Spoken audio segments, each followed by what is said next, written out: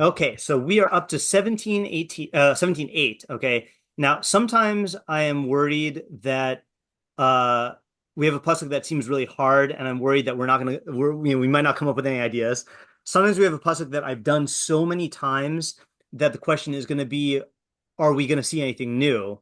This is a unique one. This pasuk I've done so many times, but it is so ripe for new interpretations that I'm convinced that we are going to come up with lots of new ideas. And if you're ever looking for a starter pasuk, like if you're teaching Mishlei to someone, this is not such a typical structure because it doesn't have the good decision, bad decision, but it really is accessible. Like I've given Mishlei demos and I use this one for that. So I don't know. I think it's going to be very accessible, and I'm really curious to see what how many new ideas we get. Okay. Evan Chain Hashochad Be'ene Ba'alav. El kol asher yifne yaskil. Um, Yeah. a stone of grace is the Okay. bribe, yeah, in the eyes of its owner. Okay. Um, to any who it will to any who like investigate will understand. El kol asher yifne yaskil. Yeah. So the last two words are a little difficult here. Mm-hmm. Yeah. Anyone, I guess, I think the one key phrase is yifne. That's not super hard. I think what does yifne mean? Like al tifnu el ha'elilim, To pone to not to turn. to turn. Yeah, Something. right. So to el kol asher yifne, wherever I'm going to say wherever he turns. Now you said yeah. How do you translate Yaskil? It was good, but I just wanted Will he'll understand. It will understand. okay. He will. So let's say comprehend. Okay, so that's one translation. Anyone else have another translation of Yaskil?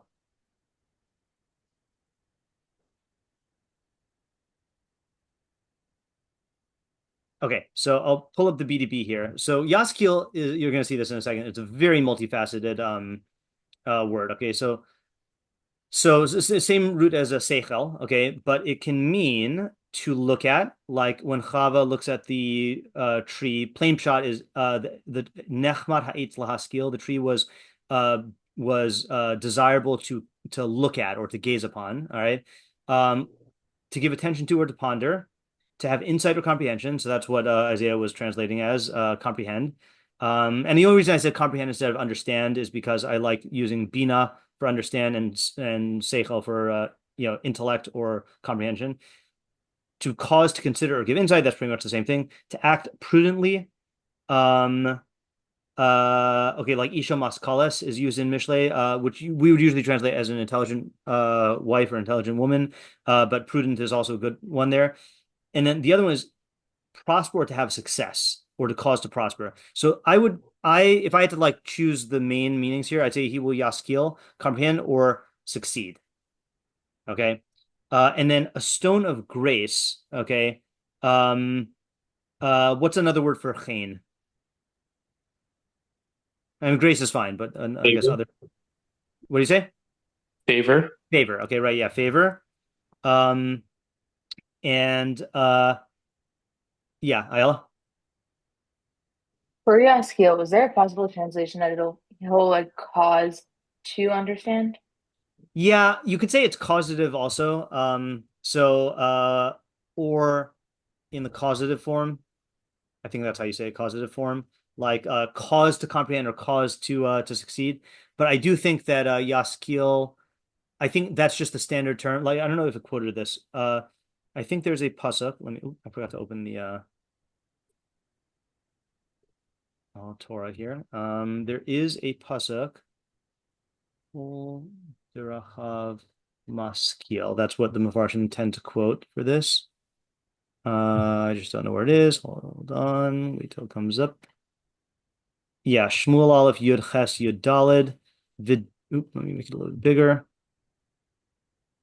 says Vayirasha. Nope, that's not where it is. Where'd it go? Maskil. Yeah. Vahi David l'chol derchav maskil v'Hashem imo. David was in all of his ways maskil. So let's see what the Metzudas David says. Or Metzudas ציון. Maskil is matzliach, right? So so you would say he was successful, not that he caused success. I don't know why that's the case, but like, same thing you say like you were matzliach, you don't say that you were soleach, right? Like that's just not how you say it. So you could say it that way, but I think this is just a good way to translate it. Okay. All right. So let's delete these here. All right, other translations. So we got Matsudas Sion, who says, Evan Chain, Yesh Avne Yakar Hamarbim Chain Lemisha Shenosam V'amru Shekain Segulas Hamargalios. Okay, so he says, there, what's going on? There are precious gems. Okay, I think gems is a better word here than stones. Hamarbim Chain Lemisha Nosam, that increase the favor of those who wear them. I guess the favor or the charm. Maybe that's another good word for it. Charm. Who wear them. V'amru shekain segulas hamargalias. And they say that these are the special properties of Margolios. I mean precious gems, I guess. Okay. I'm sure there's some people who have stances on what exactly Margolios are. And I know some people translate them as pearls. Okay, I'm not sure if that's what he means here. I don't know how technical they were with their usages then. Okay, so in other words, how is he translating Evan Chain? Like how would he translate it? Precious gem. Yeah, precious precious stone, right? Basically a precious gem, yeah. Or let's say precious gem. Yeah, and it's not just a precious gem, it's one that like gives the person charm in other people's eyes. Okay, whatever that is. Okay, Sadigon says, Hashochad b'ene ba'alav, Evan ba'ala schen, al kol asher yifnei yatzliach. So the bribe in the eyes of its owner is a stone that possesses chain, whatever how you want to translate chain. And I meant to do the transliteration here, chain. Okay. Yeah, okay. And El Kol Asher Yivnei Yatzliach. And wherever he turns, he will succeed. Okay, so he's taking a stance on success, the Avital, or Yotzi? Yeah, I'm just wondering in all these cases when we use the word owner, is that referring to the person who gave the bribe or the person who has That the is one of the questions. That is going to be one of the questions. Yep. Oh, Yep. Okay, so the Targum says, Kefa de Shochada Hasida hi ba'ape man de shakilla l'chol asar de mispene sikula. So I had to enlist ChatGPT here, so we'll see if it's right. Kefa is a stone. I'll take his word for that. De Shochada of a bribe. Hasida, so is favorable or acts kindly. I assume this comes from the fact that chen and chesed are often synonyms, like chen v'chesed v'rachamim. It, referring back to the stone. Ba'ape before, man, someone, deshakil who takes, la, it, l'chol asar to every place, to mispene, he turns, sikula, from the Hebrew word seichel. Okay, so let's just rely on the ChatGPT here. So a bribe is a stone that acts favorably towards anyone who takes it, diverting him from, oh no, that's not diverting him from? L'chol asar de mispene sikula. I don't think this is a good translation. All right, we're just going to ignore it. I'm not here to parse Aramaic grammar. We've got enough good translations. Okay, so ArtScroll says to its giver.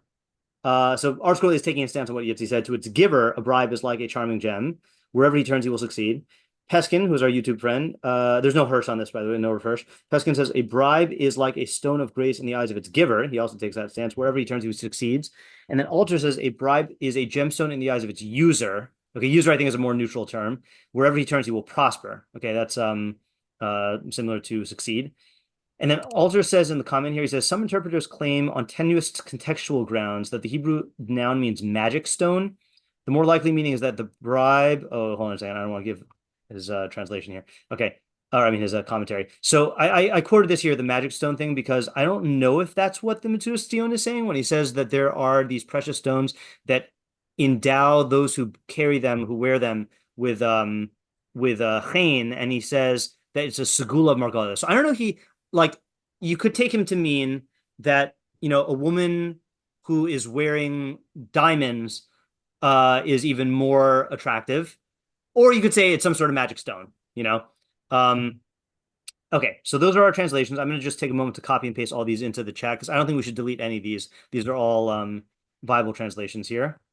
So pasting into the chat. Okay, so that is that. Now let me just move these, and then we will ask our question. So our first one is a question that Yitzi asked that our translators had to take a stance on. So does owner in this context refer to the bribe giver or the bribe taker? Yes, Mom. Also, there's a differentiation, it seems, between the owner of the stone and the wearer of the stone. Okay, so that's another interesting question, actually. So another linguistic question here. Is it okay? Is the owner part of, let me put it this way. Is owner part of the mushal? Oops, sorry, part of the mushal, which is, the owner slash wearer of the gem, or is it part of the nimshal?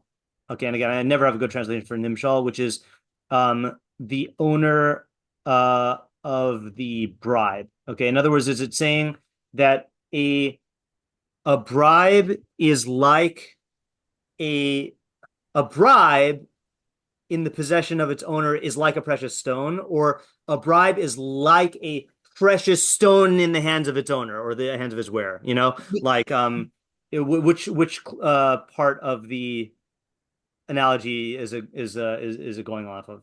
Because I want to just, I mean, owners don't always wear what they own, Right. They can lend it to people to wear, and if that's so, does that mean the properties of that stone are passed on to the wearer? Mm-hmm. Or is Right. it only because you own it and have paid for it, whatever? Yeah, right. So then if it's the former, what I guess what are we assuming about where the owner, keeps or uses the stone? Okay. Avital or Yitzi? I'm just a little confused with the idea of a bribe. Is it necessarily negative? Is that my own, just like prior experiences? Could it be positive? Yeah, so I think that we can safely assume that that the bribe has a negative connotation here. I think we can assume that because he is, even though Mishlei sometimes has hot takes on on certain topics, I think he is assuming a Torah framework, and in the Torah framework, then bribes are prohibited. Okay, so then if that's true, if we're taking the bribe as negative, why does it sound like the outcome of whatever it is positive? Okay, good. Right. So that's the clash here, right? So if the Torah's stance on bribery is bribery, not bribery pirates. Bribery is negative. I.e. it's forbidden to take or give a bribe. Okay. Why does this pasuk sound so positive about its effects? Okay, I think that's going to be a key question. Isaiah. Okay, this might be related to two, but the chain is chain in whose eyes? The owner of the stone's eyes, or the receiver, or is it someone else, like who he gives it, who's going to give the stone to, or something like that? I'm going to actually put that in the in with the first question. I don't know if it has to be in the actually I'll put it right after the first question. So similarly, is it is it, I guess, does it produce chain? Does it produce chain in his own eyes or in the eyes of the person he gives it to? Yeah, not the same question, similar question though. Yeah, Ayala. How does this work? Like, how is he being Yeah. Yaskiel? Okay, good. So regardless of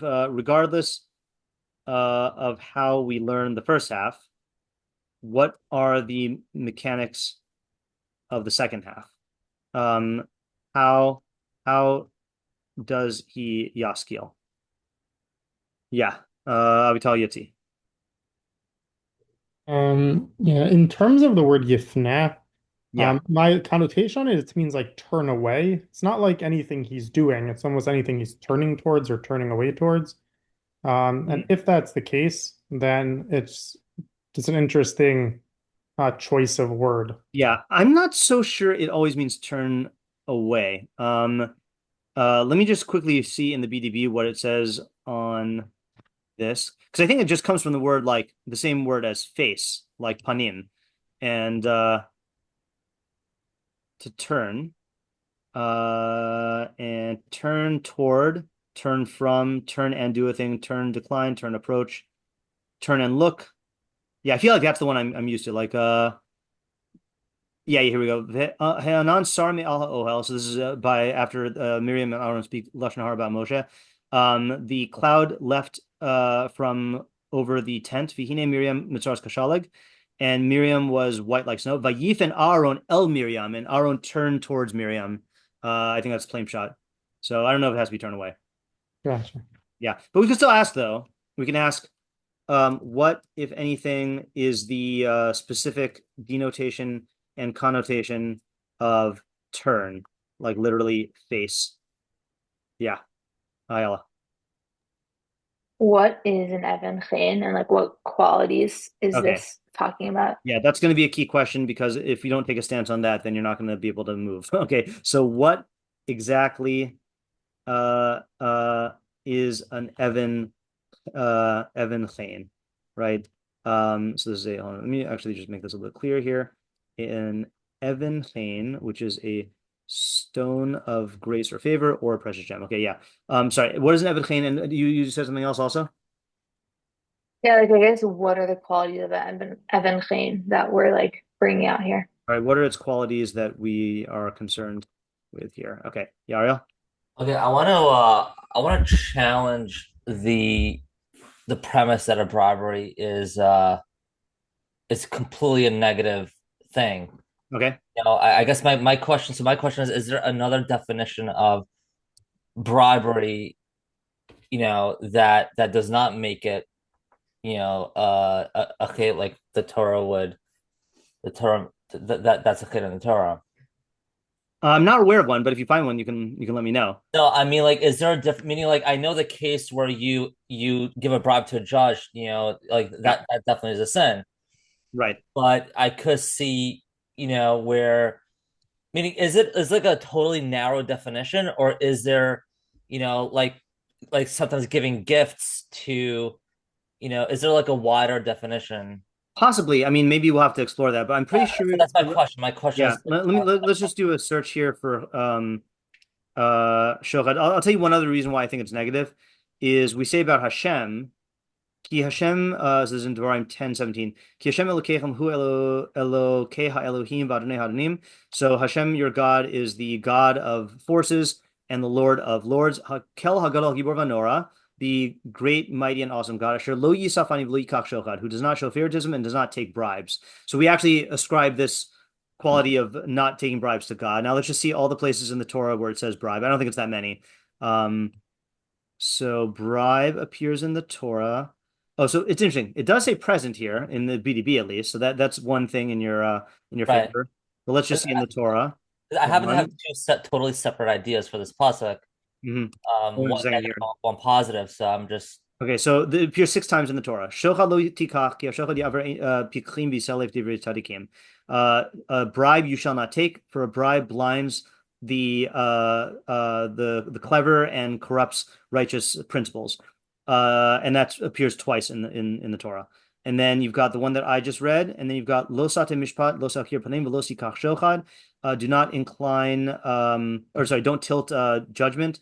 Don't recognize faces. Okay, means like don't show favoritism in a way. V'lo sikach shochad, and don't take a bribe. Ki shochad ya'aver einei chachamim v'yiselef divrei tzadikim, because a bribe blinds the eyes of the wise and corrupts righteous principles. And then the last one is arur lokeach shochad. Cursed is the one who takes a bribe. Lahakos nefesh dam naki, to strike the blood of an innocent life. V'amar kol amen, and the entire people will say amen. Okay, and then I'm not going to go through all the other ones, but just to see here really quickly, I'm not going to translate all of them, but we've got taking a bribe in a bad way. This one seems to be okay in Malachim. Bris beini uveinacha uveinavi uvein avicha hine shalachti lecha shochad kesef v'zahav lo hafera es brischa. So that seems to be like an incentive type bribe. Same thing here. And then the next one is Sarach Sorim V'Havre Ganavim Kulo Oev Shochad. So that's bad. Matzdiki Rasha Akev Shochad, one who vindicates a wicked person for a bribe. That's bad. Holech Tzedakos B'Dover Mishram Mois B'Vetzam Shakos Nor Kavav Mitmok Bashochad Otim Otam Mishmo Damim Votam Enav Miros Ra. So this is also well, it's stating a good quality, saying that he doesn't take bribes, which is bad, saying it's bad. Anochi ha'eriru sohi v'tzedek v'chol drachav ayasher hu yivne iri v'galu si yishalach lo b'mechir v'lo b'shochad amar Hashem tzvalkos. That one's unclear. I have to look at the context there. Shochad lakachu bach laman shafach dam. So that's also bad. Rosheha b'shochad yishpotu v'choana yibimchir yorun unvia b'kesef yiksomu. That's also bad. Kaspelonos on Meneshek b'shochad al naki los lakach. That's also condemning bribes. Asher vidim zima v'yimina milea shochad. That's also bad. Lo yisaf pnei chol kofer v'lo yove kisar b'shochad. Same thing. That's bad. Then we have our pasuk. Then we've got all these other pasukim in Mishlei. Shochad mechek rasha yikach. That's bad. Matam b'seser yikbe af v'shochad b'chei chema aza. That could be neutral maybe, but I think we learned it's bad. And then Eov is going to be another bad one. So in other words, the vast majority are bad. So can you send me the link to the pasuk where it's used as an incentive? Yeah. My idea happens to be in line similar to that. Where did I just lost it? Shochad. Incentive is seemingly I'm going to put it in the chat. Yeah, please. Thank you. Okay. Yeah. All right. More questions. Avital or Yossi? Yeah, so just in terms of I'm not even exactly sure how to word this, but it being in the eyes of its owner, what part of this is like objective and what part is more in reality that like, okay, is the stone real, or is it that he does have a stone, but it's not really a bribe, but he thinks it's a bribe? Like what's real and what's not? Okay, so if we take in the eyes of its owner to suggest some degree of subjectivity, what or like how much of this is in the eyes of its owner? Yeah, that's a great question. I like that. Okay, Isaiah?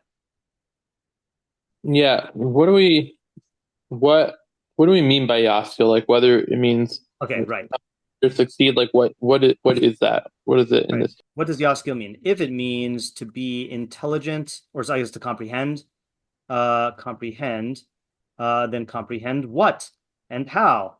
Although I guess we asked how earlier, so I guess they comprehend what. And then if it means to be successful, what does that mean? Yeah, Racheli. I feel like my question's similar to 7, but I was just going to ask if the stone is meant to be taken, like you're comparing it to a bribe, or it is the bribe. Okay, yeah. I think that's actually more related to my mom's question. Sorry, ask it one more time. I just want to make sure I'm not projecting my own question onto it. In the pasuk, like, is it saying a stone of charm or whatever is compared to a bribe, or it is the bribe itself? Okay, yeah. So I think everyone says it is compared to the bribe. In other words, I don't think anyone learns that you are actually bribing with a precious stone. I think this is like a metaphor where you say this is this, but you really mean it's comparable. So I'm going to take that unless we find otherwise. Sure. Yeah. Isaiah. What situation are we talking about? Yeah. And can it possibly be an actual court case? Okay, good. So what is the decision-making scenario here? Okay, are we talking, and this is going to be part of the question about what, actually I'm going to add this here. And how far do we extend the definition of bribe? I think those are part of the same question here. In other words, is this specifically in a court or in a court case scenario, or does it extend beyond that, and how far? I mean, I guess I already said that. Fine. Yeah, Avital or Yeti. I'm wondering if the El Kol Asher Yifnei Yaskil can be going on the stone rather than the person. Ooh, okay, that's good. That is good. So hold on just a second. Where's our question about Yifneh? Yeah. Uh,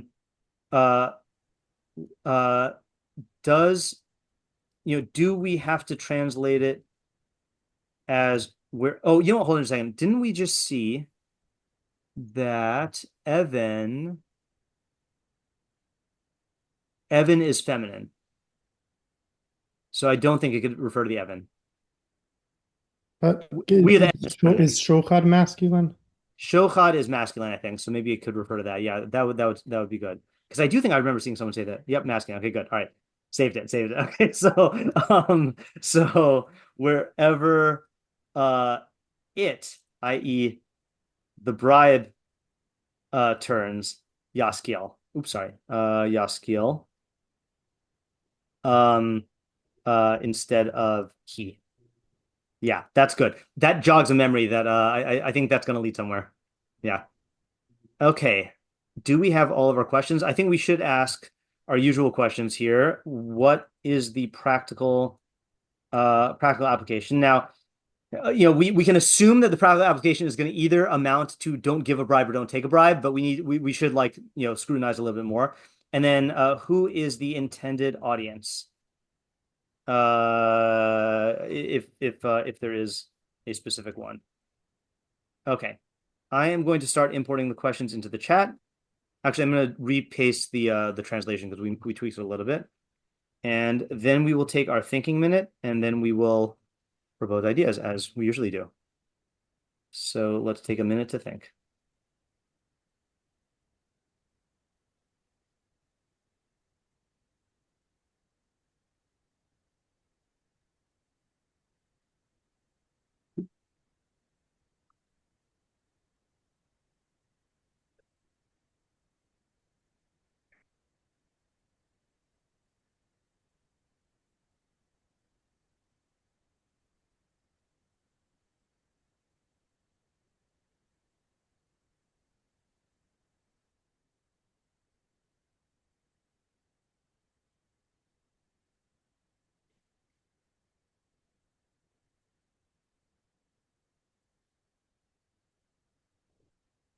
Okay, let's start with Isaiah.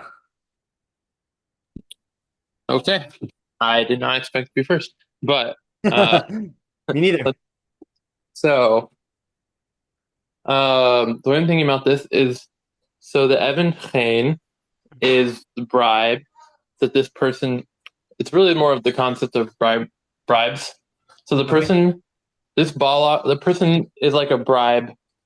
A person who gives bribes to people views them as really like a one-stop shop, like a fix-all kind of thing. Like I feel like someone who is used to giving bribes would turn to any situation and think they can fix it with a bribe.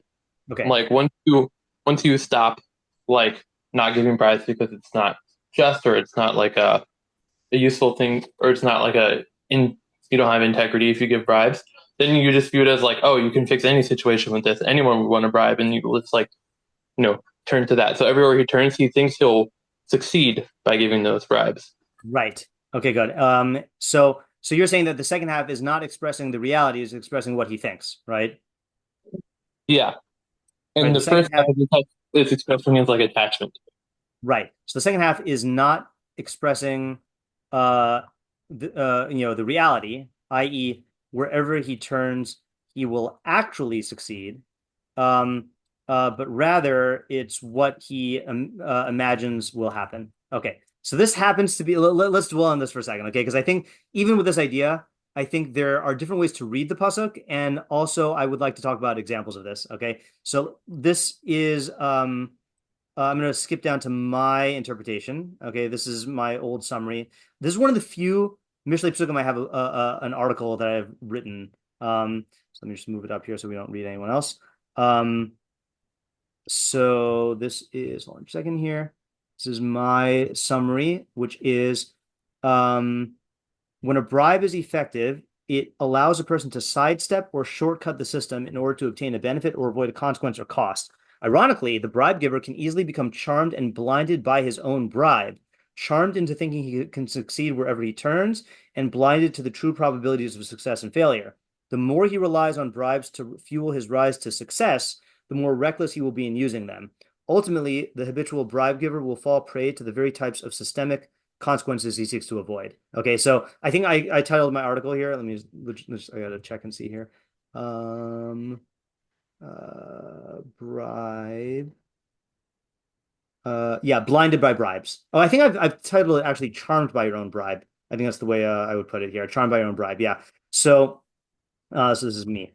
So I think that's you're consistent with your idea, right? I don't think I'm saying anything different. No, not really. Okay, so I found when I was preparing this year, I found a Sadigon that I think says this. Sadigon says very simply here, Kain medamim kach medamim bo ba'alav. This is what the owners of the bribe imagine. Okay, v'hu lifnei Hashem behevach, but before God, it's the opposite of this. Kamosh nemar ki hashochad ya'aver. It says for the bribe blinds. You know. So when he says it before Hashem, it's the opposite. You could just read that as like it goes against halacha, but I think it's a better shot if he says that the blind is actually bribing you, like in Lifnei Hashem, like in reality, it's actually like blinding you. Okay. Now the question is like this. Okay. Question is, what is the best way to read the pasuk in line with this idea? So what would you say here? Yeah, I was thinking it's like a precious gem is bribery in the eyes of its owner, or a bribe. Like everywhere he turns, he succeeds. So like it's like rhetorical. Okay, yeah, right. Okay, so that's one option. Okay, anyone else have another way to read the pasuk? Yeah, Yitzi. Just putting the B'nai Balav as part of the second part of the pasuk rather than Yeah, okay, that's the clever reading. Okay, so option 2 is you put the comma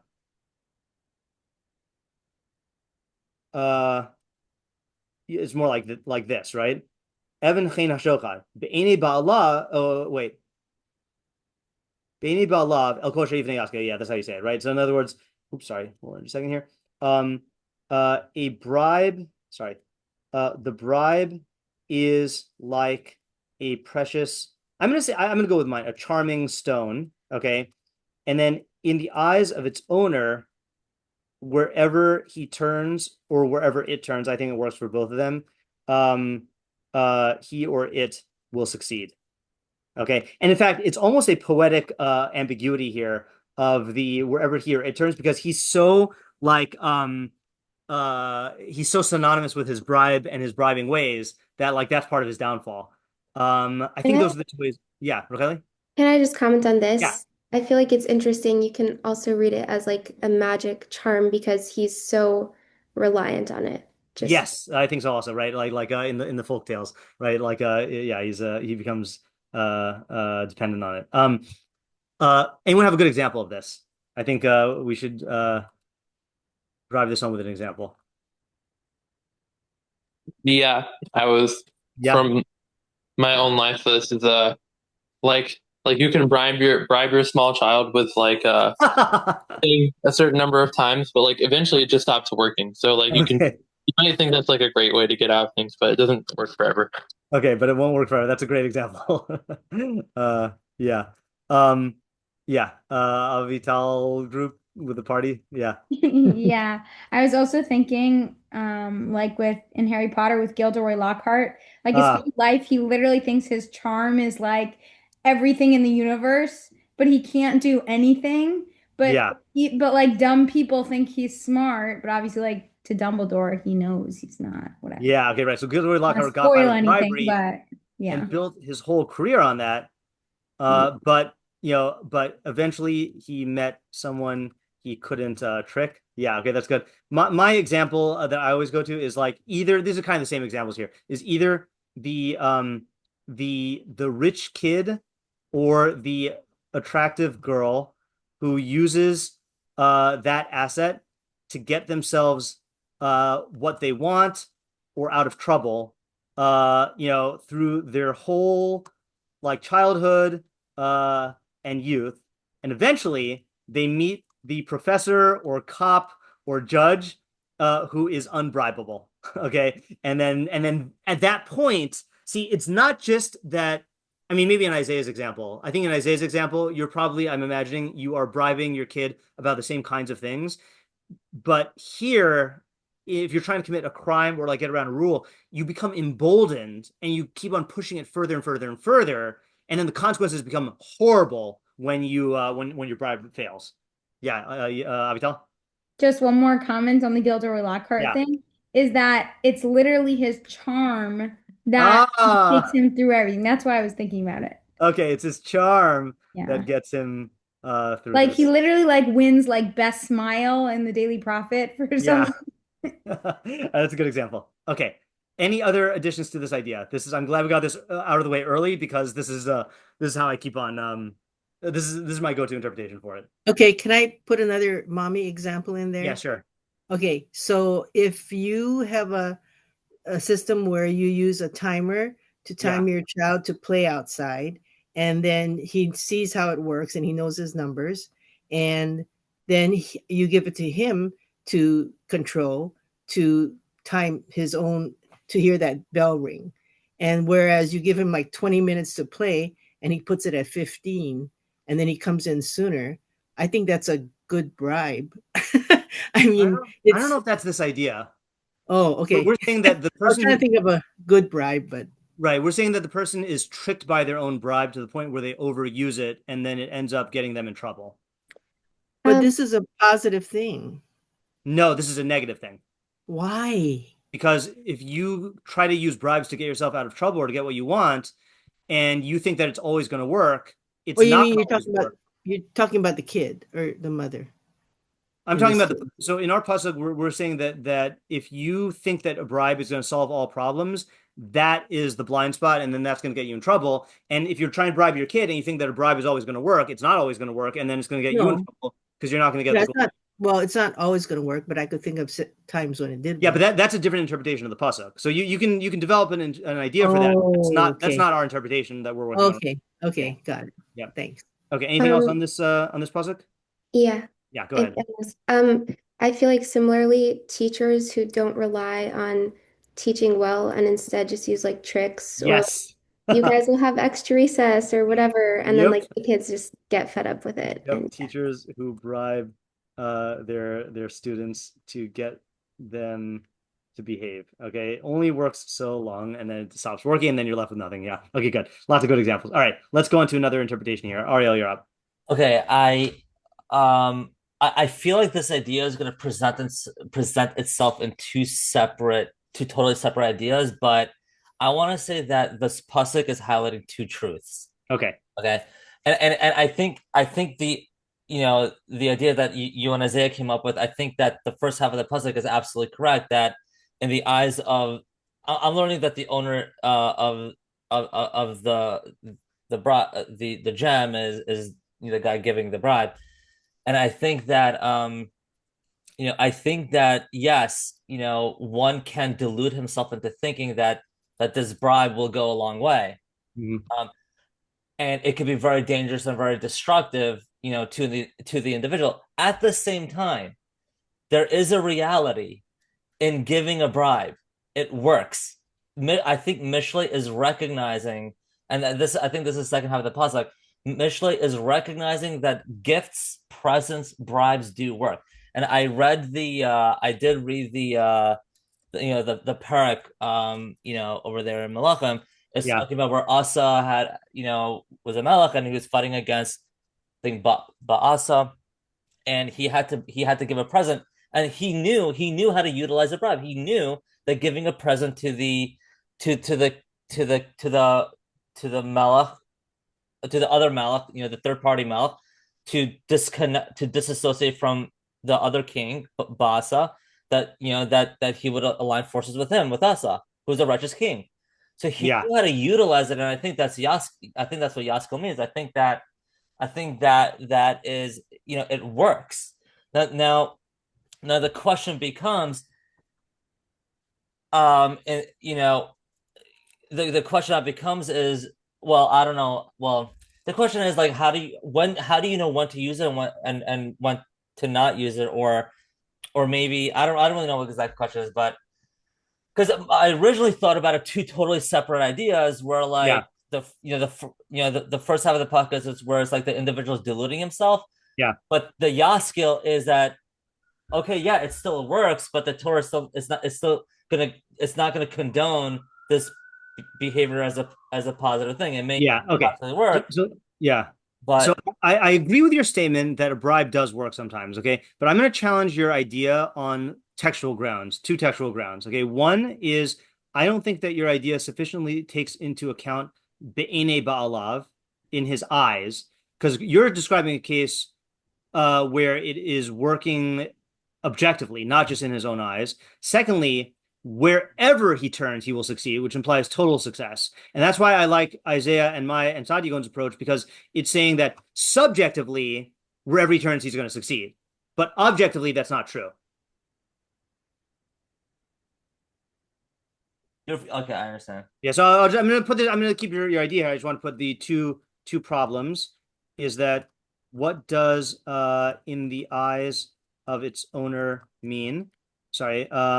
Where is the subjectivity here? And again, you don't have to say subjectivity, but like I think that's the plain shot. And then the other one is how can it say wherever, coal, coal, he turns, he will succeed when a bribe only works sometimes. Just to clarify your question, meaning the way you're understanding how I'm explaining the idea is that I'm learning that it is objective. Yeah, well, what I understand you saying is that a bribe does sometimes work. You're not saying it always works, obviously, right? I'm saying that. You're saying the bribe. I'm saying that it does always work. Oh, you're saying it always works? Well, that's just factually not true. I think. Well, I mean, if you do it right, obviously, if you do it in a very obvious way where it's like, oh, this is a bribe, I want this, then yeah. Well, now you're already out of the always territory. Well, I mean, I'm not. Always just means you do it in the proper way. The no true bribe fallacy.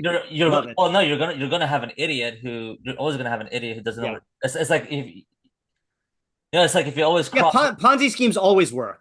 It's just Bernie Madoff didn't do it right. Communism always works, right? It always works. No, it's just that no one's really done it right yet. If you translate bribe as a gift, then it's fine. But I don't even think that always works. I think like there are so many examples where you can't just bribe someone with a gift. Like I think that's like I think that's real. So now then I would challenge you on reality basis, which is a much worse problem to have than a textual basis. No, there is I don't understand why can't you use always in a method of tactic? Like if there is a tactful way in going about something. All right. We can go in circles. I don't think that's a good shot. Yeah. Now I'll tell you where I think I would be open to that kind of shot if the pasuk did not say be'ene ba'alav and kol. If it said even chena shochad, I don't know how you would phrase it, but like, and it makes him successful, because then you could say what Mishlei normally says, which is normally Mishlei works based on probability and the majority of the time, but this is the combo of in his eyes and wherever he turns, he'll succeed. Plus the reality that is just not true. To me, it's too much of a stretch. All right, you can keep working on it though. I mean, I think that you've got something here, and I think this go back to the starting point that a bribe treating shochad as a gift. Well, okay. Here's a third question. Okay, if this is really just talking about a gift that you're giving. Well, I guess that answers. I was going to say, why would it use the word bribe? Because you're saying you're doing it to manipulate someone. Okay, fine. Yeah. All right. Next. Rabbi, can I ask something? Yes. Hi, it's Janice Cohen. I'm at Jan Russ's house. Okay. So 2 thoughts came to mind. One is when Yaakov is preparing to meet Esav, he does a few things, or at least 2, and one of them is the gifts. Right. So are those gifts what you would consider shochad? Okay, that's a good example. Okay, that is a good example, which is I'm just gonna put this here under. Oh, sorry, hold on a second. Um, uh, yeah, hold on a second. Hold on. Something's going on with my font here. You spell your name like that, right, Janice? I'm sorry, I You can't spell see. your. I don't. Oh, you I can't see it. can't see Fine. the Oh, that's screen fine. right Okay. now. So Yaakov sending gifts gifts to Esav functioned as a kind of bribe. Yeah, I would call that a bribe. So the other thing that I thought of was when it says "Kanei lacha chaver." Yeah, What's that? right. So I am actually that's in my Thursday night women's Pirkei Avos here. And it seems like what most of the Mefarshim say. So the translation is purchase for yourself a friend. And they either say that that means that you have to go to great lengths to get a friend, or it means that you literally have to be willing to spend money in order to do things to get the other person to cultivate the friendship with the other person. Yeah, that's a good example also. Or is that shochat? Yeah, I would say. Okay. Yeah, two examples. So that and then purchase a friend for yourself. Okay. Avital and Yeti. Yes. So I'm assuming that Al Kol Asher Yifneh Yaskil is going on the bribe, and Ba'alav is the bribe receiver. Evan Chain can either mean a literal like charm stone or just a precious gem that a person becomes infatuated with.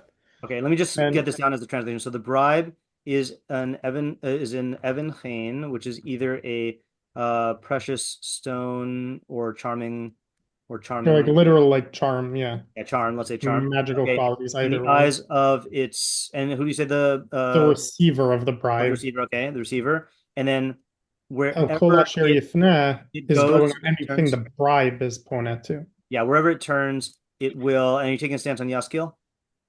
Succeed. Succeed. Okay, yeah. All right, go ahead.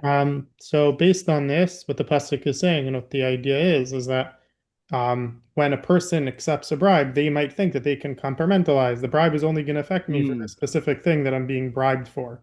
What the pasuk is telling you is El kol asher yifnei yaskil.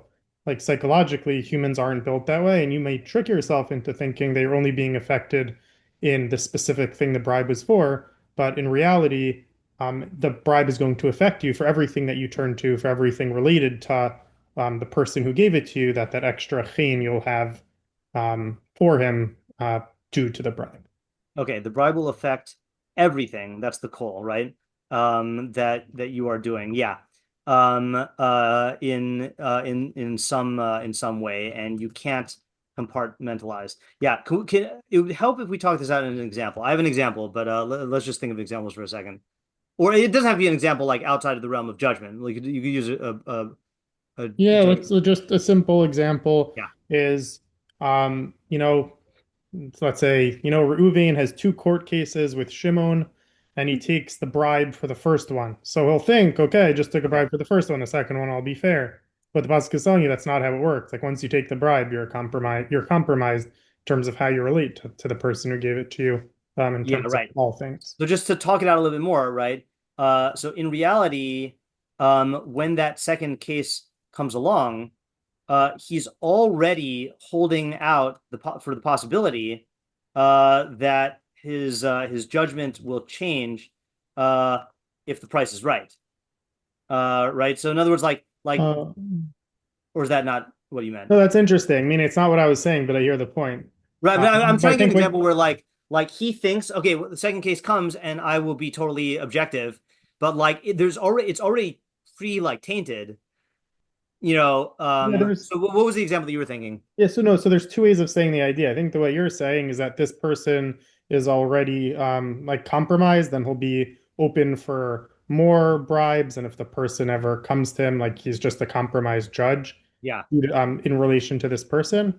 But what I was thinking is that in terms of the psychology of the way a bribe works, it creates an owing of person A to person B. So you might think that I already paid off what I owe. We kind of, the bribe was kind of a deal. You gave me this, I gave you that in return.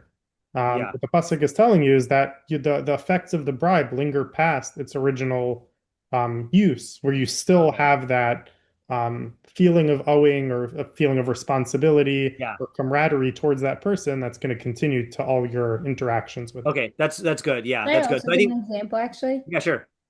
Within teaching, I think sometimes as like an easy way out, let's say a kid goes against a rule that you have in your classroom or like chooses to do the wrong thing. So sometimes like, let's say the teacher will come up to them and whether they're not 100% confident in whatever their methods are or whatever, and the kid says like, oh, it's fine. Just this one time, if you let me, then I'll do whatever. And sometimes teachers are just exhausted, etc., whatever. And then like for future times, it'll for sure come up again. And then the kid will be like, but last time you let me, and it always comes back to bite them. Yep, that exactly. That jeopardizes the situation in the future. Yeah, this The is honesty why of the whole relationship and Yep, this is why I also, I can't say I make no exceptions. Like obviously in an emergency or extenuating circumstances, then that's the case. But like I do not like making exceptions because it just especially if the word gets out that you made an exception for this person, then it also spreads to other people, and then it's just I remember also like the this is this is just my this made a big impression on me. My first year in yeshiva, they in our yeshiva, I think this is common in yeshivas, they have like a knas system, like a what's the English word for knas?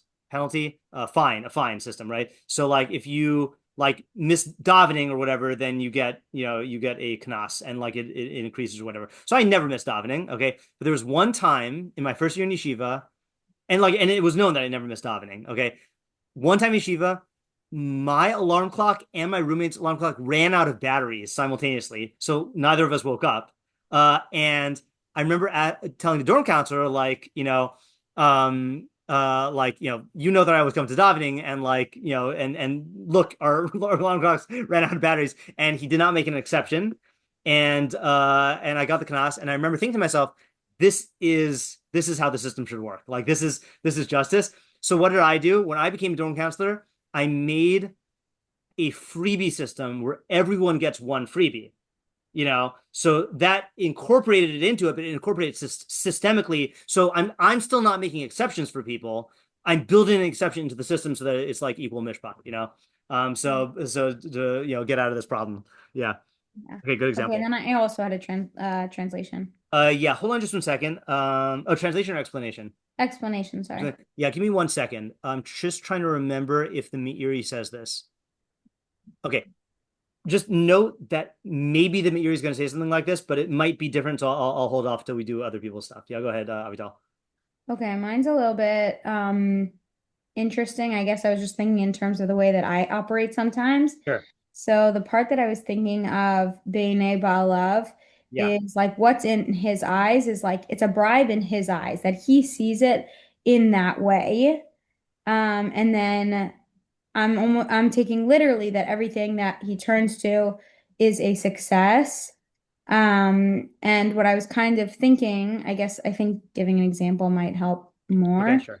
That sometimes I'll view like, okay, like I have a few things to do, and there are like direct outcomes from those things that I'll do. But in my head, if I like almost make it out to be like something bigger, or in some ways like a bribe to myself that, oh, I'm going to feel so good later, and I really hype up everything that is going to come out of it, I think you end up working harder. And then because of that, things really do end up bigger than they originally were. So in that way, like there's like that aspect of not that I guess like not really being as much of a reality as I'm making it out to be, but then later on the consequences are really good.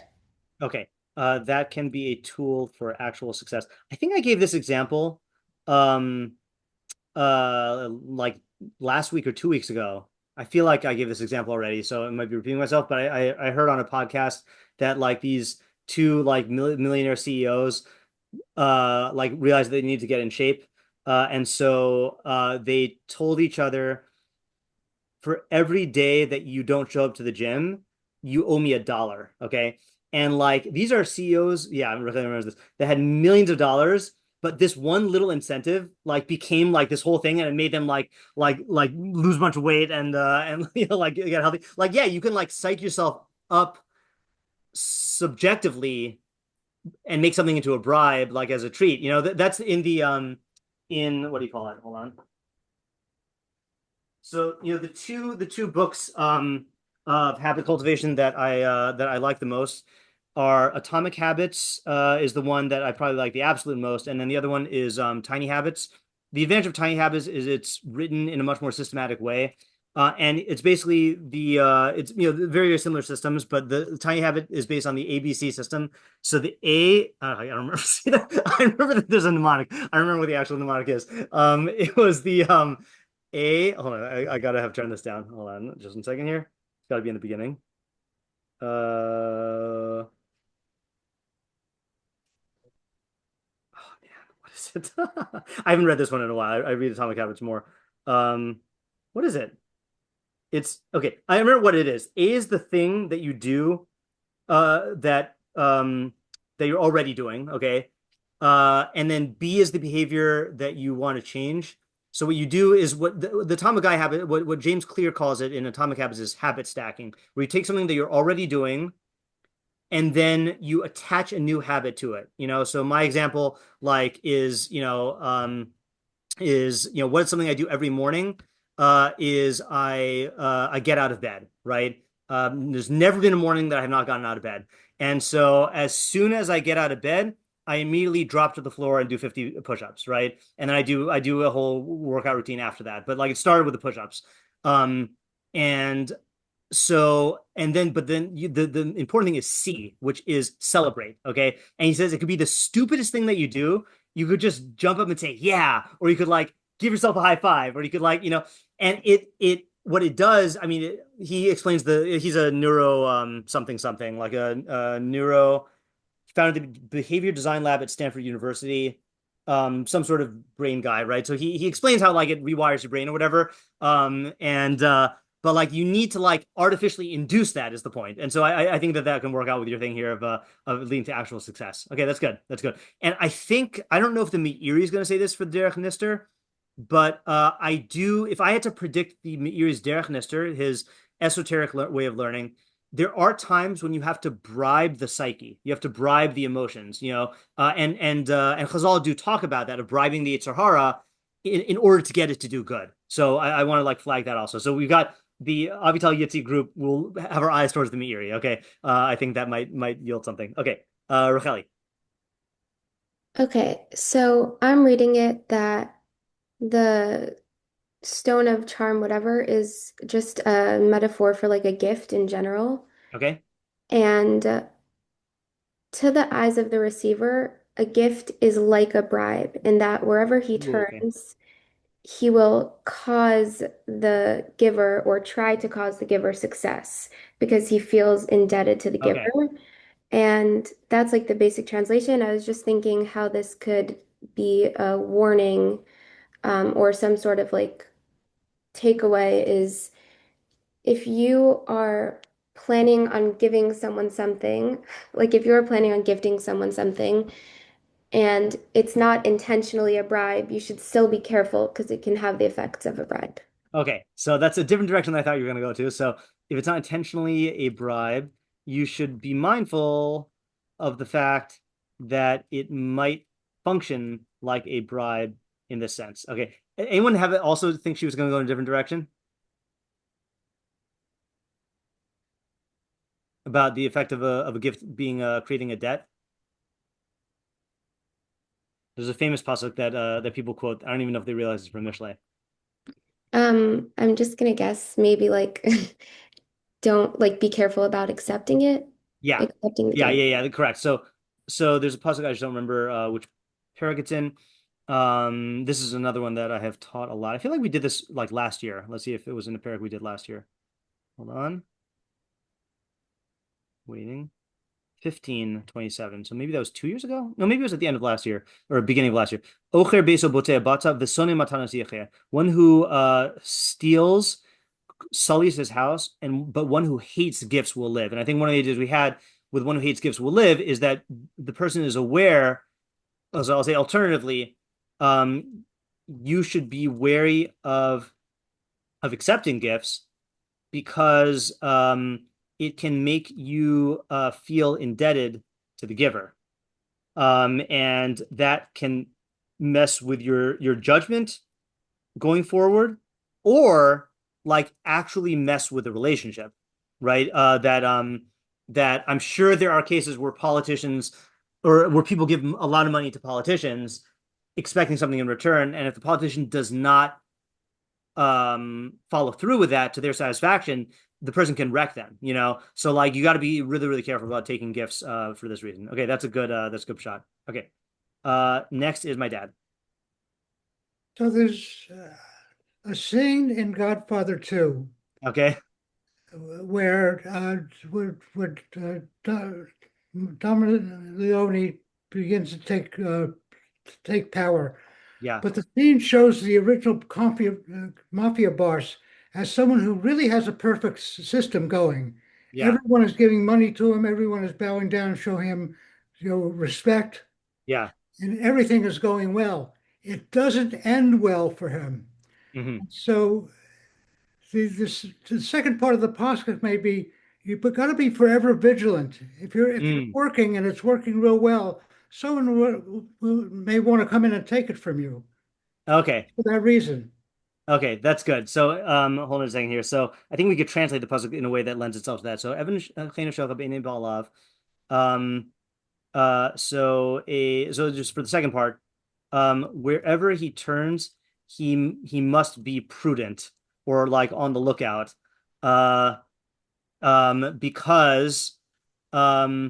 Because once you get involved in a bribery-based system, okay, even a highly like a well-oiled one, then you become, I guess, entangled in all of these obligations that you have to track if you want to avoid these dire consequences. Yeah, it's funny because you would think that normal interactions also have this dynamic, but something about the fact that it's under the table or that it's outside of the bounds of the law, I think is what allows the consequences to get so big and to make it so hard to keep track of. Like if something is just an actual rule on the books, then everyone is on the same page. But if it's all behind closed doors and you have to like rely on people, then it's different. Yeah. Okay. Good shot. Okay. Ariel. Yeah. I might have an answer to the questions. Can you go? Sure. Yeah. Yeah. Okay. So the first question is, what does "in the eyes of its owner" mean? Okay. So I think so in the first half of the pasuk is I don't know if I was clear, but I'm learning that if he views this thing as like a magical gem or whatever, something that like basically he's using it in a very corrupt way. Wait, sorry, you're saying the giver? Yeah, the giver. Okay, so if he's using it in a corrupt way, not like you were saying before of a legitimate way? No, the first half is only corrupt. The second half is using it in the right way. Okay. Two if separate the giver views this in so if the giver of the bribe in a corrupt way. Yeah, like he's kind of overestimating. He clearly has a negative idea of what a bribe is for, or how to use it, or he thinks it's all powerful, and he's deluding himself into getting what he wants, and it's a corrupt way. But the second half is like there is a proper way to do it, and if he does it in a manner where like Yaakov or like Asa did, then it'll it could work every time. So now I think I understand what you were saying before better, but I think that was a worse problem, which is when you said that it's going to sound like you're saying two different ideas. I thought you just meant like in abstract there are two different ideas, but you're actually reading the first half as talking about a bad decision and the second half talking about a good decision. Yeah, but the subject of the pasuk is the main part of the pasuk is highlighting the intensity or like the power of a bribe. it could affect the giver, but it also has like a psychological effect to the receiver. So depending on how you use it, can be destructive or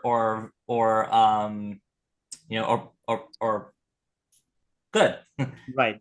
Yeah. Yeah. Okay. So I like the idea in concept. I just now there's a different problem in the reading, which is that this is one pasuk. The reason why I think this is a good starter pasuk is you can see that it's fun to think about. But the reason why it's not a good starter pasuk is it's not two halves in terms of like a good decision and a bad decision. And there is no vav here. This is one of the very, very rare pasukim in Mishlei where there's absolutely no vav. And it's not super rare, but like this is all describing one case. So I think it's hard to read each half as talking about the first half is bad and the second half is good. Oh, because there's no vav? Yeah, there's no vav. Like if it said, for example, you can't learn this as an opposite. You're not learning this. I don't think so. I think that's impossible. Yeah, but the idea is good. At least I understand your idea now. So I'm gonna write down your idea. Because I was all right. I mean, yeah, okay. That is good. Well, at least I clarify my idea before. Yeah, definitely. All right. So the subject of the pasuk is that a bribe is a powerful thing. On the one hand, and this is the second half, it can achieve success where no other methods work. On the other hand, this is the first half, it can corrupt and blind the giver, right? And then the only problem is it's difficult to read this pasuk as talking about two opposite decisions. Yeah, decisions or people or halves. Yeah. But if there was a vav, it would be fine. It wouldn't be fine. It would just be it would have something to work with here, right? Like you could say, here's how you would do it. Okay, if so, hold on a second. Let's call this the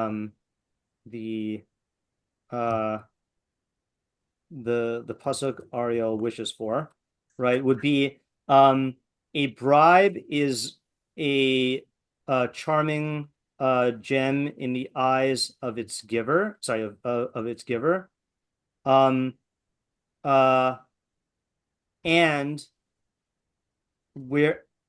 slash but, I'm not sure which one's better. Wherever it, would be actually even better. Yet, okay, and but or yet, wherever it turns, it will succeed. So then you could read it that the first half is talking about this bad kind of charm and blind, and the second half is saying, but on the other hand, it works. But the way our pasuk is, it's almost like there's a colon here. I mean, I put a semicolon, but you could say a colon. Like namely wherever he turns, it'll succeed. Yeah. So I do think it's a good idea, and I think if we had encountered your idea before we encountered any of our ideas, your idea would have led, I think, to some of the other branches that we've seen here. So it's good. This is why it's important to develop every intuition you have, because even if it doesn't work out in the end, it can still like lead to good ideas. So that's good. Well, I'm taking it as a win. Yeah, that's good. All right, you need to bribe yourself with good Mishlei ideas, like Avital said, to get yourself to learn more Mishlei. No, okay, so let's do Matsudas David, and then we'll go to the Meiri, because the Meiri has several interpretations here. All right, Matsudas David says, Hashochad hu be'enei ba'alav hamkablam. So the bribe is in the eyes of its owners, who accept it,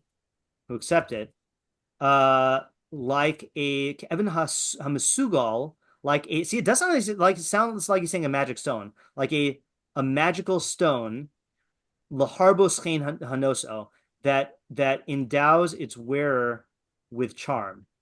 Kikamo kain, or in this manner, Yisa hanose chen be'enei hamakabel, the giver will find favor in the eyes of the recipient. The El Kol Asher Yifne Yaskil Limso Tam Varaya Lahatzikas Nose. Okay, this is good. He will turn and Yaskil. I'm going to ask you how to translate Yaskil in a second, to find reasoning and proof to vindicate the giver. So how do you translate Yaskil here? Maybe like find justification. Yeah, I was thinking rationalize, find justification. Yeah, yeah, right. So like rationalize, find justification. You can even just say apply his intellect. Like if you want to be neutral about it. So the summary here. So I think we could cut straight to the main idea, right? So actually, hold on a second. Yeah, let's just cut to the main idea. So what's the main idea here? It's interesting. He is going with this idea. Like picture here. I don't know if there's a fairy tale that corresponds to this, but like picture like a stone that, or like a precious gem that if you put the necklace on anyone, it'll make everyone like fall in love with them, like view them in a in a favorable way, right? So it's saying that if you give someone a bribe, then in their eyes it'll be like you're wearing this stone, and they will go out of the way to try to find ways to justify you, to vindicate you. So what's the main idea here? I mean, this is not just saying like, okay, so the question is like, what's the main idea beyond, bribes induce the judge to rule in the bribe giver's favor, right? It's not just that, right? Like, what do we get from this highly specific mushal here? Yeah. Yitzi? Yeah, I think it's similar to the idea, like I was saying earlier, that it seems like he's saying it affects the way he views the giver in all things. Right. Like he's wearing this stone that applies generally to no matter what the specific thing is at hand is, independent of whether it's directly related to the bribe itself. Yeah. Yeah. So I think this does fit in with what you're saying, but I think his emphasis, like you just said now, is on in other words, like this is giving us insight into the psychological mechanisms of bribery. Okay. Namely that that what it reminds me of anyone familiar with the term that Walter Isaacson uses in the Steve Jobs biography? I don't know if he coined the term. I think he popularized the term, the effect that Steve Jobs had on people, in a way. No, so he called it. Hold on a second. The bribe giver will create he called it a reality distortion field, okay, around himself, that induces the recipient to twist his mind to justify him. Okay. So Yitzi's original idea, I think, as evidenced by my giving an example that was different than his example, I think Yitzi's example was more like it will poison the judgment of the bribe recipient in ways that extend beyond the particular case. And I think that lends itself to many different ways. But then the Metzudas is running with this idea that it's like a magic stone that is worn by the bribe giver, that it'll create this, like, you will not be able to look at this person objectively. And it will actually, like, it's literally what the Torah says is, Ya'aver ene pikrim or Ya'aver ene chachamim. It'll blind the eyes of the wise in order to, like, find favor with this guy. Yeah.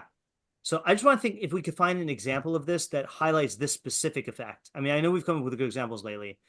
But I mean, I feel like this happens unfortunately all the time in scandals, like public scandals in the frum world, of like leaders speaking up for people who are criminals, yeah, I'll be vague. Okay, right. So example is there are unfortunately many cases where otherwise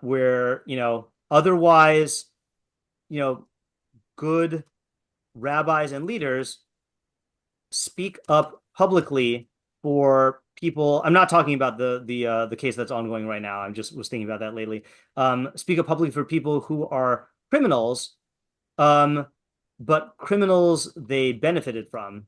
Okay, and like I think this is the reason I'm giving this example is like these leaders may very well think that they're thinking objectively, but in reality, they are just, their minds are twisted by, I don't know if this is the right term, but by the like acquired halo effect of the bribe giver. In other words, like they actually think that this person deserves not the sentence that they're getting because this person has done so much good in the past. Like you see people oh, I guess the person that you could talk about, or that I could talk about, is what's the guy? There's a guy, I don't remember his name, so I'm not going to say the name. I don't want to say the wrong name. But like this guy who was involved in this organization in Israel who helps people make aliyah. And he recently was found to have been guilty of tons of sexual abuse things. And I saw on the comments on Facebook, people were saying but he's helped so many people, and yeah, guess what? Here's news in Torah. In Torah, we hold that you can be good in some areas and be bad in other areas. It's not like in the coddling of the American mind where everyone just puts everyone to good guys and bad guys. You can do very good things and help people, and you can also do very bad things. But what was happening is that these people were saying, how could I speak out against this person if he's done so much good? Well, those are two separate tracks. Yeah, Ariel? Yeah, I mean, I guess to explain this a little further, it's when the example that you gave, yeah, if he's a great guy, it could shadow all the negatives that he's doing. But if someone gives you a bribe, yeah, and if someone's it's personal to you, what your subjective reality, you can turn that into you can you'll distort that into objective reality. Right, right, exactly. So you're projecting onto other people. By the eyes part works really well. Okay, let's do. Oh, so this is actually Rabbeinu Yonah says a similar thing. We'll just read it because it's here, and I think I vetted this translation. The bribe is a charming gem. Once a person has become accustomed to accepting a bribe, the bribe becomes in the eyes of its owner like a precious stone, and the act of taking the bribe will not be degrading in his eyes. Oh, so that's a different angle here. For when a person first begins to sin, the act is degrading in his eyes, but need and the coercion of desire bring him to sin. That's beautiful poetry here. Rabbeinu Yonah wording here. Isn't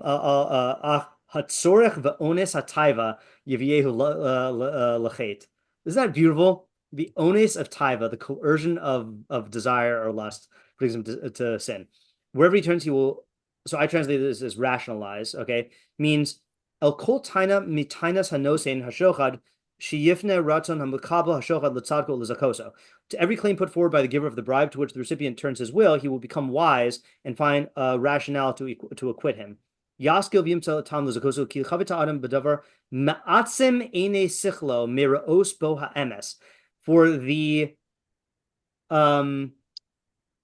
a person's desire in something blinds the eyes of his intellect from seeing the truth.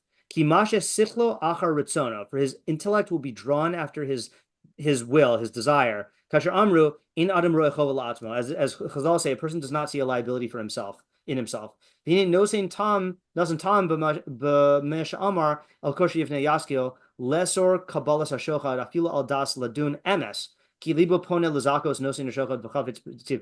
actually a good proof for Yitzi's idea and this idea, which is that in halacha, remember, it's not just usher. Let's say I'm a judge and you come before me and I am going to pronounce you liable. It's not just usher to change my mind with a bribe. Okay. If I am going to pronounce you innocent and you bribe me to make you innocent, same ruling, and I'm not changing my mind, that's still usher because it still is tainting my mind in this way. Yeah, Yitzi? Yeah, just one other idea on the previous point on psychologically how the Mitzudas David is working, how it becomes you view the person generally as being good. Yeah. I was thinking that if someone accepts a bribe, in order to not feel guilty about taking the bribe, it's necessary to view the person who gave the bribe in the best light possible. Okay. That's really good also. And then once that happens, so anything they do, you want to be able to justify them, because by doing that, you're also justifying yourself. That's a really good idea. So in order to not feel guilty about accepting the bribe, you'll need to view the bribe giver as good or as deserving in some framework. Right, and they didn't have any nefarious intents or anything. Right. Yeah, and that itself will pervert your view of them. Pervert pervert your view of them. That's a really good idea. Yeah.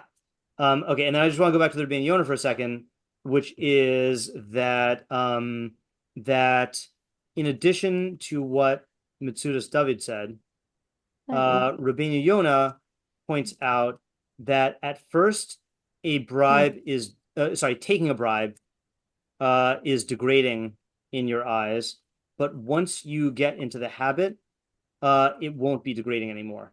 I think that's not an idea that stems from this pasuk, but I like how he starts with that anymore. So like, don't even take that first bribe, right? Once you start, you're not gonna be able to stop. Like Pringles. Okay, but just in a bad way. All right. Meiri says, Evan Hashoga. So I don't think this first one is the one that I was thinking of, but we'll see.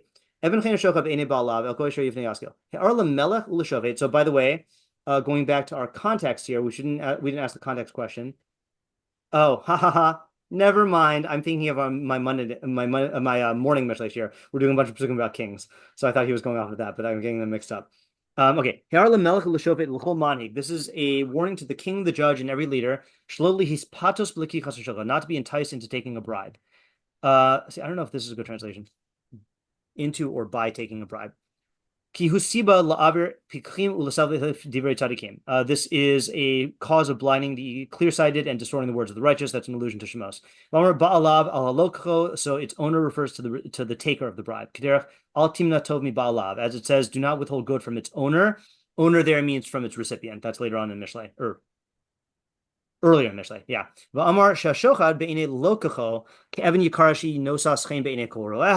The stone, the bribe is in the eyes of its taker like a precious stone that causes favor in the eyes of anyone who sees it. Okay,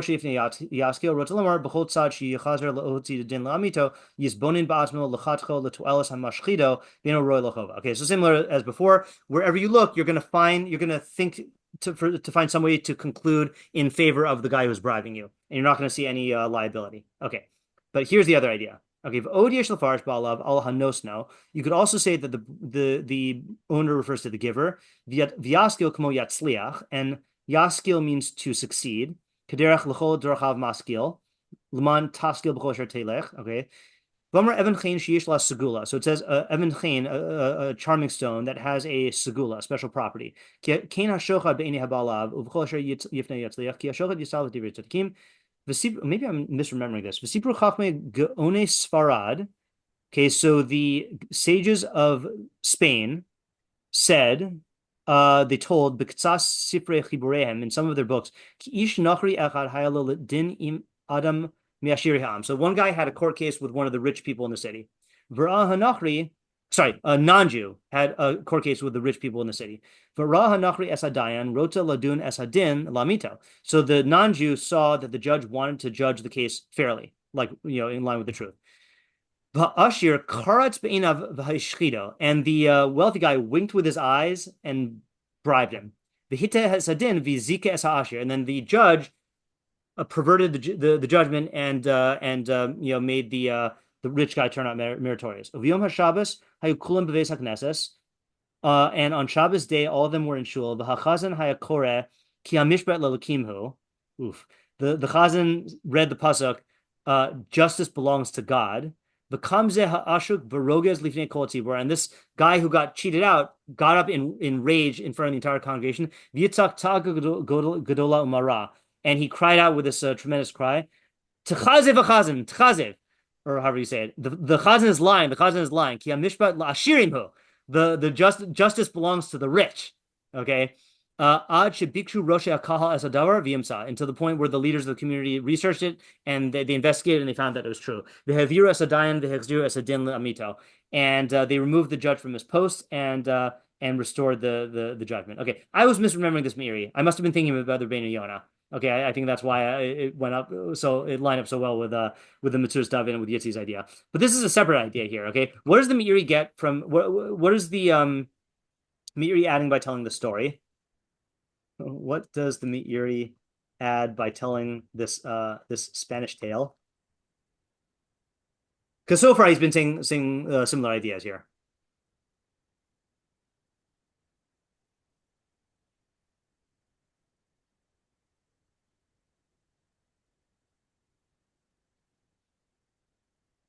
So I think he's bringing out an idea that we have not said in our examples. Like I think he's pointing out a worse consequence than what we've talked about. What's the consequence here? Yeah, Yitzi?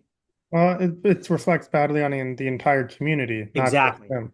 Right. So not only does this result in messing up the particular case or the morals of the judge or the person being judged, but it can discredit the entire justice system. Okay.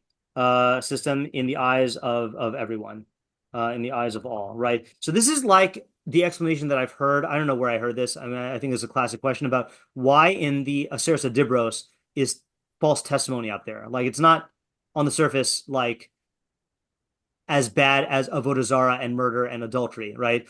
But one example I've heard of is that in halacha, the entire what do you call court system is based on witnesses. So if people can no longer trust witnesses, the entire system is tainted. And similarly here, this is similar to why the Rambam says that Pirkei Avos talks about ethics, because it's trying to show you that the Baalei Masorah all were ethical. And so if you impugn the integrity of the judges, the entire justice system and God can be like tainted. Okay, now let's do the Derech Nister, the esoteric approach. Okay, and maybe this is going to be in line with what Avital said. We'll find out. Derech Nister, according to the esoteric approach, kol pitui v'hasasa yikari shochet, any form of seduction or the esoteric. Oh, you unmuted. Yeah. Any form of seduction or enticement is called a bribe. K'amram zah, as they said, afilu shochet b'dvarim, even a verbal bribe. V'yaskil, and the phrase yaskil, kamo yashgiach v'yabit, means he will look and pay attention. Milashon Rabbeinu zal, mistakel. So it comes from the same lashon as the rabbis who say mistakel, which means like to contemplate. V'amar shepitui hanachash hamesi. So the enticement of the serpent, Pitui hanachash hamesi, Evan chen la'adam, is like a charming stone to a person. Ad shivi'enu hamesi l'makam chefto, that will lead him to where he's tempted to go. I don't think this is Avital's idea. The el kol asher yihye shama ratzono leleches, sham yabit v'yas v'sham yitain einav leleches imo, and it'll take him to wherever he wants to go. It's telling you to be on guard against this. Ki lule rov shmiraso nakel hadavar lihilachdo b'pache pituyo. Okay, I'll just summarize what he's saying so far. Okay, just summary, and then we'll do the main idea. This is not what Avital said, though, which is that this is warning you about the seduction of the Nachash, which is the Yetzer Hara, which is I think he's just knowing him. He's talking about like the combination of the instinctual part of man with the imagination. And it will lead you to wherever it wants to go. Okay. Now on the surface, so the question here is like, isn't this just cliche? Like, be careful of the Yetzer Hara talk. It's just saying like, yeah, guard against your Yetzer Hara because it'll take you places. I mean, so what's the idea here? Like, and again, I think the clue is going to be in the bribe, the metaphor of the bribe and the stone, right? And also I should say he's translating it. Translation. This will be the last idea, and we'll stop here. So he's basically translating like the enticement of the Yetzer Hara, by the Yetzer Hara, is like a precious stone. Wherever he looks to go, wherever he turns, wherever he turns you towards, to lead you, he will. I'm not understanding how he's learning yaskil. He will look or pay attention. One second. Tempter brings him to the place of his own desire. Oh, he will look and be drawn there. Yeah, Racheli?